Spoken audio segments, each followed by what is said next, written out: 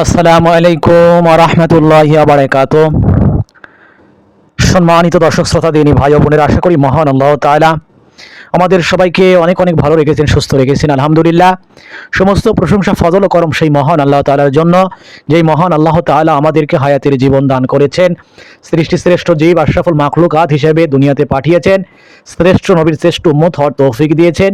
শুধু তাই নয়, যেই মহান আল্লাহ তাআলা আমাদেরকে দয়া করে, মায়া করে, এহসান করে, ভালোবেসে পবিত্র মাহে রমজানের মতো বড় দৌলত এবং নিয়ামত দান করেছেন, এবং আল্লাহ তাআলা আমাদেরকে দয়া করে, মায়া করে পবিত্র মাহে রমজানের রোজাগুলো রাখার তৌফিক দিচ্ছেন। এই জন্য সেই আল্লাহ তাআলার দরবারে শুকরিয়া আদায় করছি, আলহামদুলিল্লাহ। লাখো কোটি দরুদ সেই রাসূলের উপরে, যাকে সৃষ্টি করে মহান আল্লাহ তাআলা সৃষ্টি জগতের সম্মান, ইজ্জত, মর্যাদা বহুগুণে বাড়িয়ে দিয়েছেন সেই রাসূলের উপর সাল্লাল্লাহু আলাইহি ওয়াসাল্লাম। সম্মানিত দর্শক শ্রোতা দিনী ভাই ও বোনেরা, যে যেখান থেকে এই ভিডিওটা দেখছেন, গ্রামে বা শহরে, দেশে বা প্রবাসী, পথে বা প্রান্তরে, সবাইকে জানাই আন্তরিক ধন্যবাদ এবং মোবারকবাদ। আশা করি, দোয়া করি মহান আল্লাহ তাআলা প্রত্যেকের জীবনকে সহজ করুক, সুন্দর করুক, দিন ইসলাম অনুযায়ী চলার তৌফিক দান করুক, আমিন। তো সবাইকে অনুরোধ করবো, ভিডিওটা শেষ পর্যন্ত দেখবেন, দিন প্রচারের উদ্দেশ্যে ভিডিওগুলো শেয়ার করে দেওয়ার চেষ্টা করবেন ইনশাআল্লাহ। তো মহান আল্লাহ তাআলা কোরআন মাজিদ ইরশাদ করেছেন, আল্লাহ রাসূলকে সম্বোধন করে আল্লাহ তাআলা বলেন, হে রাসূল, আপনি তাদের কাছ থেকে আপনি দূরে থাকুন, তাদেরকে পরিত্যাগ করুন যারা নিজেদের ধর্মকে খেল তামাশার পাত্র হিসেবে গ্রহণ করেছে।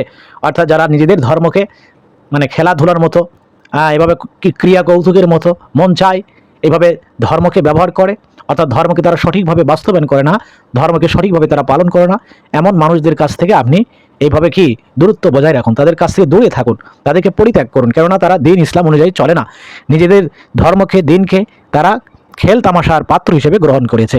তো আসলে ইসলাম একটি শান্তির ধর্ম। ইসলাম এমন একটি ধর্ম যার মধ্যে মানব জাতির সুখ শান্তির সফলতার মূল চাবিকাঠি আল্লাহ তাআলা রেখে দিয়েছেন। তো ইসলামের প্রত্যেকটা বিধিবিধানের মধ্যে কিছু এইভাবে সুনির্দিষ্ট কিছু পথ পন্থা আছে, কিছু নিয়ম কানুন আছে। যদি সেই পথ পন্থা বা সঠিক নিয়ম কানুন যদি অনুসরণ করা না হয়, তো দেখা যাবে যে ইসলামের যে আমল অথবা বিধিবিধান, এগুলো মানার পরেও আমাদের যে নেকি অর্জন হওয়ার কথা ছিল, সেইটা কিন্তু পরিপূর্ণভাবে হাসিল হবে না বা অর্জিত হবে না। এই জন্য প্রত্যেকটা কাজের, বিশেষ করে দিনই কাজের কিছু নিয়ম আছে, তরিকা আছে, পদ্ধতি আছে, পন্থা আছে।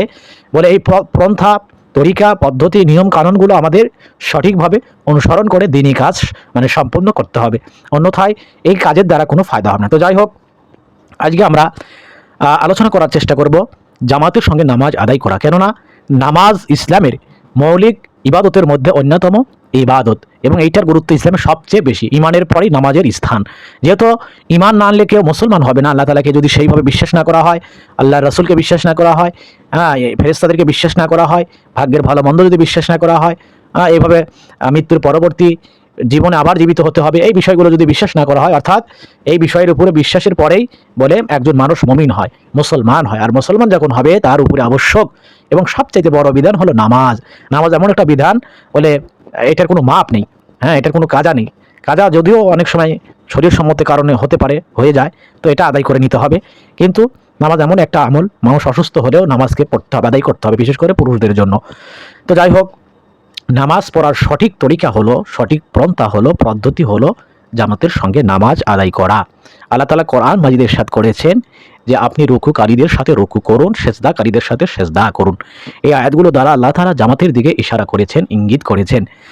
এই জন্য আল্লাহ রাসূল জামাতের ব্যাপারে অনেক গুরুত্ব আরোপ করেছেন, জামাতের ফজিলত সম্পর্কে সাহাবীদেরকে জানিয়ে দিয়েছেন, স্পষ্টভাবে বার্তা দিয়েছেন, যেন এই উম্মতে মুহাম্মাদি শয়তানের ধোঁকায় না পড়ে, শয়তানের অসহায় না পড়ে, অলসতা না করে, এবং জামাতে যেন তারা শরিক হয়, এবং জামাতকে তারা যেন অবশ্যই আবশ্যক মনে করে, জামাতকে তারা যেন জরুরি মনে করে, গুরুত্ব দিয়ে যেন তারা জামাতের সঙ্গে নামাজ আদায় করে। তো ওলামাদের মতে, কিছু কিছু ওলামাদের মতে জামাতের নামাজ আদায় করা ফরজ। যেহেতু আল্লাহ তাআলা কোরআন মাঝে যে কোনো বিষয় অবতীর্ণ করেছেন, সেটা যদি আদেশ হয়, সেটা মানা আবশ্যক, ফরজ। যেমন আল্লাহ তাআলা নামাজের কথা বলেছেন, যাকাতের কথা বলেছেন, এইভাবে হজের কথা বলেছেন, এভাবে যত বিধান আল্লাহ তাআলা নাজিল করেছেন, যে ব্যাপারগুলো আদেশ করেছেন, একজন মুসলমান বান্দা হিসাবে সেইটা আদায় করা, পালন করা ফরজ। এবং আল্লাহ তাআলা যে বিষয় থেকে বিরত থাকতে বলেছেন বা নিষেধ করেছেন, সেইগুলো বিষয় থেকে নিষেধ থাকা, বিরত থাকা, নিজেকে গুটিয়ে নেওয়া ফরজের শামিল। যেমন আল্লাহ তাআলা কোরআন মাজিদে সুদের ব্যাপারে বলেছেন যে তোমরা সুদ খেও না, জেনা করো না, ব্যভিচার করো না, অন্যের মাল আত্মসাৎ করো না, ইত্যাদি ইত্যাদি। এই বিষয়গুলো থেকে বিরত থাকাও ফরজের মধ্যেই শামিল হয়ে যায়। তো যাই হোক, কিছু কিছু ওলামাদের মতে জামাতে নামাজ আদায় করা ফরজ, এবং কিছু কিছু ওলামাদের মতে জামাতে নামাজ আদায় করা ওয়াজিব। আবার কিছু কিছু ওলামাদের মতে জামাতে নামাজ আদায় করা রাসূলের সুন্নত হিসেবে তারা আখ্যায়িত করেছেন। তো আসলে যেটাই বলা হোক না, কোনো ফরজ হোক, অজিব হোক, সুন্নত হোক, আল্লাহ রাসূল যেভাবে হাদিসে বর্ণনা করেছেন, যদি সেই হাদিসের দিকে আমরা যদি দৃষ্টিপাত করি তাহলে দেখা যাবে যে জামাতে নামাজ আদায় করা আসলেই অত্যন্ত বেশি জরুরি বা বেশি এভাবে আবশ্যক কর্তব্য। কারণ আল্লাহ রাসূল হাদিসের মধ্যে ইরশাদ করেছেন, যে ব্যক্তি আজান শোনার পরেও মসজিদে হাজির হয় না, তার নামাজ আল্লাহ তাআলা কবুল করেন না, যদি না তার শরীয়তের কোনো ওজর থাকে, শরীয়ত সম্মত কোনো কারণ থাকে, অর্থাৎ শরীয়ত সম্মত কোনো কারণ ছাড়া যদি কোনো মুসলমান বান্দা নিজের ঘরেই বা নিজের স্থানীয় নামাজকে আদায় করে নেয়, তো তার নামাজ আল্লাহ তাআলা কবুল করবেন না। তো মুফাসসিরগণ লিখেছেন যে নামাজ কবুল না করার অর্থ দুইটা হতে পারে। প্রথমত, যে তার নামাজের দ্বারা যে ফায়দা অর্থাৎ যে নেকি অর্জন হওয়ার কথা ছিল, হাসিল হওয়ার কথা ছিল, সেটা হয় না, সেটা থেকে সে বঞ্চিত থাকে, যদিও তার ফরজটা আদায় হয়ে যাবে বা যায়। আর দ্বিতীয়টা হলো যে তার নামাজ কবুলও হবে না, নামাজ আদায়ও হবে না। দেখা যাবে যে আসলে সে নামাজ পড়া না পড়ার মতোই শামিল হয়ে যাবে। তো এই জন্য শরীরসম্মত কারণের মধ্যে অসুস্থতা হতে পারে, হয়তো রাস্তা যদি দূরে হয়, অথবা রাস্তার মধ্যে যদি কোনো ভয় ভীতির কোনো কারণ থাকে, ডাকাতির কারণ থাকে, মানে রাত্রিবেলার কথা বলা হচ্ছে আর কি। তো যাই হোক, এগুলো হচ্ছে শরীরসম্মত কারণ। বিশেষ করে অসুস্থতাজনিত কারণে যদি কেউ না আসতে পারে, তবে যেহেতু শরীয়ত কারোর উপরে কোনো কিছু জবরদস্তি করে চাপান না, জুলুম করেন না, তো শরীয়ত অবশ্যই এইটার সুযোগ রেখেছেন। যদি কেউ অসুস্থ হয়, মসজিদে যেতে কষ্ট হয়, ইত্যাদি ইত্যাদি, সেটা আল্লাহ তাআলা অবশ্যই বিবেচনা করবেন। কিন্তু আমি পরিপূর্ণভাবে সুস্থ থাকার পরেও, মসজিদের পাশেই আমার বাসা বাড়ি, নিকটেই আমার মসজিদ, আমি আজান শোনার পরেও যদি মসজিদে হাজির না হই, মসজিদে গিয়ে যদি নামাজ না পড়ি জামাতের সঙ্গে, তাহলে এই হাদিসটা কিন্তু আমার জন্য প্রযোজ্য হয়ে যাবে। আল্লাহ রাসূল আরেক হাদিসের মধ্যে ইরশাদ করেন, আমার মন চায়, আমার দিল চায় যে যখন আজান হয়ে যায় তখন আমি মসজিদে কাউকে ইমামতির দায়িত্ব দিয়ে, এইভাবে নামাজে দাঁড় করাইয়া দিয়ে আমি এইভাবে সেই সকল বাড়িতে যাই, সেই সকল ঘরে যাই, যেই সকল বাড়িতে ঘরে পুরুষ মানুষ বিনা কারণে নামাজকে আদায় করে। আর আমার মন চায় যে ওই ঘর সহ যারা এইভাবে পুরুষরা নামাজ আদায় করে তাদেরকে জ্বালিয়ে দিই, তাদের সহ ঘর বাড়িগুলোকে জ্বালিয়ে দিই। এই হাদিসটার মাহাত্ম্য, গুরুত্ব অত্যন্ত বেশি। তাৎপর্যের দিকে যদি আমরা লক্ষ্য করি, যে উম্মতি মুহাম্মাদির প্রতি আল্লাহ রাসূলের কত দয়া, কত মায়া, কত ইহসান, এই ব্যাপারে আসলে বলার অপেক্ষা রাখে না। আল্লাহ রাসূল এই উম্মতি মুহাম্মাদির জন্য কত কষ্ট করে গেছেন, যে এই উম্মতি মুহাম্মাদি কিভাবে জাহান্নাম থেকে বেঁচে জান্নাতে যেতে পারে, দুনিয়ামুখী মানুষগুলো কিভাবে আখিরাতমুখী হতে পারে, এইভাবে কিভাবে মানুষ নেক কাজ করতে পারে, ঈমান আলা হতে পারে, ঈমানদার হতে পারে, পরহেজগার হতে পারে, তাকওয়াবান হতে পারে। এইভাবে আল্লাহ রাসূল কত মেহনত করেছেন, দোয়া করেছেন, এভাবে মানুষের দ্বারে দ্বারে বাড়ি বাড়ি গিয়ে কত দিনের দাওয়াত দিয়েছেন, এবং কত কষ্ট তাকে সহ্য করতে হয়েছে। তারপরে আল্লাহ রাসূল কষ্টকে স্বীকার করে এই উম্মতকে বাঁচানোর জন্য ফিকির করেছেন। দুনিয়াতে ফিকির করে গেছেন, আখিরাতে মৃত্যুর পরেও তিনি ফিকির করবেন। দ্বারে দ্বারে বারে বারে হাউজে কাউসারের পানি নিয়ে, আল্লাহ তাআলা যদি শাফায়েত আল্লাহ রাসূলের কবুল করেন, আর হাউজের পানি যদি আমাদের নসিব হয়ে যায়, বলে এর চেয়ে বড় সৌভাগ্য আর সফলতার কোনো বিষয় হতে পারে না। এই জন্য আল্লাহ রাসূল উম্মতের প্রতি এত দয়াশীল ছিলেন। তারপরে আল্লাহ রাসূল কত হুঙ্কার দিয়েছেন, কঠিন ভাষায় কথা বলেছেন। এর দ্বারা জামাতের গুরুত্ব আল্লাহ রাসূল কত গুরুত্ব সহকারে বুঝিয়েছেন। এই জন্য জামাতে আসলেই নামাজ পড়া আবশ্যক। জামাতে নামাজ পড়লে অনেক লাভ হয়। আল্লাহ রাসূলের কাছে কোনো এক সময় এক অন্ধ ব্যক্তি এসেছিলেন, এবং আল্লাহ রাসূলকে এইভাবে বলেছেন, ইয়া রাসূলুল্লাহ, আমার কোনো পরিচালক নেই, আমি অন্ধ মানুষ, অর্থাৎ আমাকে মসজিদে নিয়ে যাবে এমন কোনো পরিচালক আমার নেই, আপনি আমাকে বাড়িতে ঘরে নামাজ পড়ার অনুমতি দিন। আল্লাহ রাসূল প্রথমে তাকে অনুমতি দিলেন। যখন তিনি চলে যাচ্ছেন, তখন আল্লাহ রাসূল জিজ্ঞেস করলেন, আচ্ছা, আহ্বানকারীর এইভাবে কি আজান, অর্থাৎ যে আজান দেয় সেই আহ্বানকারীর কোনো শব্দ তোমার কানে যায় কিনা, অর্থাৎ এই আজান তোমার কানে পৌঁছে কিনা? তো তখন তিনি উত্তর দিলেন যে হ্যাঁ, এই আজান তো আমার কানে পৌঁছে। তখন আল্লাহ রাসূল উত্তর দিলেন, তাহলে তুমি এর সাড়া দাও, এর ডাকে সাড়া দাও, অর্থাৎ তুমি মসজিদে এসেই নামাজকে আদায় করো। এই জন্য আসলে মসজিদে গিয়ে নামাজ আদায় করলে অনেক সওয়াব হবে, অনেক লাভ হবে। এই বিষয়গুলো আসলে আমরা বুঝি না বা বোঝার চেষ্টা করি না, অনুধাবন করার চেষ্টা করি না। যদি আমাদের ইমানের স্তর সেরকম হতো, আমাদের যদি নেক অর্জনের ব্যাপারে সেই ধরনের আকাঙ্ক্ষা থাকতো, চাহিদা থাকতো, নেক কাজের প্রতি যদি প্রতিযোগিতা থাকতো, তাহলে এই বিষয়গুলো আমাদের বুঝে আসতো। যেহেতু আমরা আসলে বর্তমান সময়ে দুনিয়ামুখী হয়ে গেছি, দুনিয়ার জীবনকে প্রাধান্য দিয়েছি, দুনিয়ার সুখ শান্তি সফলতার অর্জনের পিছনে আমরা লেগে আছি, যার কারণে আখিরাতের বিষয়গুলো আমাদের সেইভাবে দৃষ্টিপাত হয় না। তো যাই হোক, জামাতে নামাজ পড়লে বেশ কিছু উপকার আছে, লাভ আছে। প্রথমত, যে ব্যক্তি অজু করার পরে মসজিদের দিকে নামাজের জন্য এইভাবে যায়, তো বলা হয়েছে যে সে যেন ইহরাম বেঁধে হজের দিকে রওনা হলো, অর্থাৎ যে মসজিদে নামাজের দিকে রওনা হলো, আল্লাহ রাসূলের ভাষায় যে সে ইহরাম বেঁধে হজের দিকে রওনা হলো। প্রথমত একটা উপকার। দ্বিতীয় নাম্বার উপকার বলে, তার প্রতি কদমে আল্লাহ তাআলা একটি করে গুনাহ মাফ করে দিবেন। এটা হচ্ছে 2 নম্বর উপকার, গুনাহগুলো আল্লাহ তাআলা মাফ করে দিবেন। আর 3 নম্বর উপকার হলো যে তার এইভাবে কদমে কদমে তার মর্যাদা আল্লাহ তাআলা বুলন্দ করবেন। এটা গেল হচ্ছে আপনার 3 নম্বর উপকার। আর 4 নম্বর উপকার, মসজিদে গিয়ে যতক্ষণ সে নামাজের জন্য অপেক্ষা করবে, যদি উদাহরণ হিসেবে বলি যে জোহরের নামাজ হয়তো সুন্নত নামাজ পড়ার পরে সে ফরজ নামাজের জন্য অপেক্ষা করলো 5 মিনিট, 10 মিনিট, 15 মিনিট, তো আল্লাহ রাসূলের ভাষায় সে নামাজেরই সওয়াব পাবে। এটা গেল 4 নম্বর উপকার। 5 নম্বর উপকার হলো জামাতের সঙ্গে নামাজ আদায় করা হলে যদি কোনো ভুল ত্রুটি হয়ে যায় আল্লাহ তাআলা জামাতের উসিলায় ক্ষমা করে দিবেন। আর যেহেতু জামাতে নামাজ পড়া যখন হবে তখন ইমামের উপরেই দায়িত্ব বর্তাবে। তো স্বাভাবিকভাবেই যারা আমরা এইভাবে দুর্বল চিত্তের মানে মুসলমান আছি, যারা আমরা কাতারে নামাজ পড়ি, তো আমাদের মধ্যে যদি কোনো ভুল ভ্রান্তিও থাকে, বিশেষ করে যাদের কেরাত শুদ্ধ নেই, কোরআন তেলাওয়াত শুদ্ধ নেই, তারা অনেকটা মানে সেফ জোনে থাকবে আর কি। তো এটা হলো 5 নম্বর উপকার। এবং জামাতে নামাজ আদায় করার উদ্দেশ্য হলো মসজিদে যাওয়া। মসজিদে গেলে পরে অনেক উপকার। মসজিদে গিয়ে যদি কোনো ব্যক্তি বসে থাকে, বলা হয়েছে নামাজের পরে, নামাজ শেষ করার পরে কোনো মুসলমান যদি বসে থাকে, তো আল্লাহ তাআলার পক্ষ থেকে ফেরেশতারা তার জন্য দোয়া করে, আল্লাহ আপনি তার গুনাহগুলো মাফ করে দেন, তার উপরে রহমত বর্ষণ করেন। এটা হলো 6 নম্বর উপকার। আর 7 নম্বর উপকার হলো যে কোনো ব্যক্তি যখন মসজিদে বেশি বেশি গমন করবে, মসজিদে তার দিল আটকানো থাকবে, লটকানো থাকবে, ইয়াউমাল কিয়ামতের দিনে আল্লাহ তাআলা আরশের নিচে তাকে ছায়া দান করবেন, যেই দিন তার ছায়া ছাড়া কোনো ছায়া থাকবে না। আর 7 নম্বর উপকার হলো যারা মসজিদে বেশি বেশি গমন করবে তাদেরকে আল্লাহ তাআলা কিয়ামতের দিনে প্রতিবেশী হিসেবে সম্বোধন করবেন। আল্লাহ তাআলা বলবেন, কোথায় আমার প্রতিবেশী? এইভাবে ফেরেশতারা বলবেন, ইয়া আল্লাহ আপনার তো কোনো প্রতিবেশী নেই, আপনি এক অদ্বিতীয়, আপনার কোনো শরীকও নেই। তখন আল্লাহ তাআলা বলবেন, যারা মসজিদে দুনিয়াতে বেশি বেশি সময় দিত তারাই আমার প্রতিবেশী। এটা হলো 7 নম্বর উপকার। আর 8 নম্বর উপকার হলো যারা এইভাবে মসজিদে বেশি বেশি গমন করবে, বিশেষ করে রাত্রের বেলায়, তো আল্লাহ রাসূল বলেন যে যারা মসজিদে বেশি বেশি রাত্রের অন্ধকারে গমন করে তাদেরকে ঈমানদারের ব্যাপারে সাক্ষী দাও। এই হলো 8 নম্বর উপকার। আর এভাবে বিশেষ করে ফজর এবং এশার নামাজ মসজিদে জামাতের সঙ্গে আদায় করলে মুনাফিকের খাতা থেকে আমাদের নামটা কর্তন করা হবে। কারণ আল্লাহ রাসূল বলেছেন যে মুনাফিকের জন্য এশার এবং ফজরের নামাজে হাজির হওয়া অনেক কঠিন ব্যাপার হয়ে যায়। এই জন্য আমরা বিশেষ করে ফজর এবং এশার সহ প্রত্যেকটা নামাজ, 5 ওয়াক্ত নামাজ আমরা মসজিদে গিয়ে জামাতের সঙ্গে আদায় করার চেষ্টা করব ইনশাআল্লাহ। আর জামাতের সঙ্গে নামাজ আদায় করলে অনেক সওয়াব বৃদ্ধি পাবে। যেমন একাকী নামাজ পড়লে তো সে নামাজের দ্বারা ফায়দা হবে না।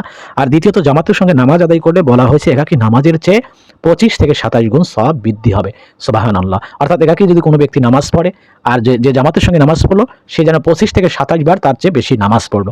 তো এটা আসলে একটা সুবর্ণ সুযোগ। এই সুবর্ণ সুযোগটাকে যদি আমরা গুরুত্ব সহকারে আদায় না করি অথবা হেলাই ফেলাই কাটিয়ে দিই, তাহলে এটা আসলে আমারই ব্যর্থতা হবে।